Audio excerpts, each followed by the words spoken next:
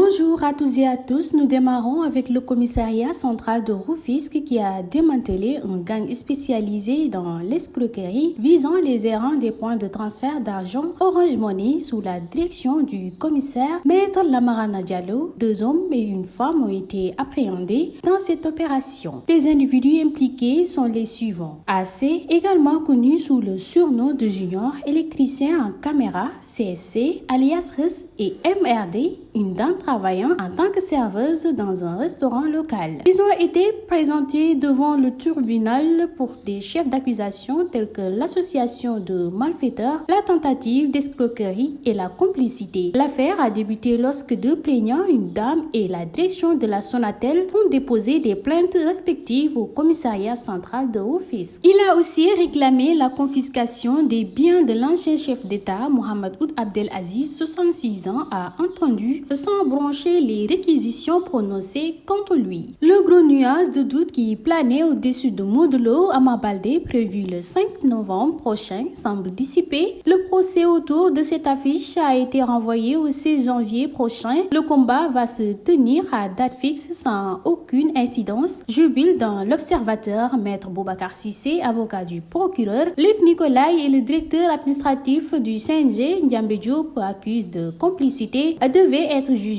ce mardi 24 octobre devant la cour d'appel de Dakar pour faux et usage de faux sur un document administratif. En première instance, le promoteur et le dirigeant ont été relaxés, la partie civile déboutée. Celle-ci se nomme Pape Thiam. Il est patron de la structure Hamga. Il reproche à Luc Nicolaï d'avoir violé le contrat qui les liait pour la promotion du combat Modou Ama Baldé. L'exploitation des droits audiovisuels, la billetterie et la sponsoring. Ces accusations ont été rejetées par le Mbourois. Le juge du tribunal correctionnel de Dakar lui a donné raison en mars dernier. Sauf rapport de l'audience, il saura dans moins de 3 mois s'il sera conforté ou finalement condamné en appel.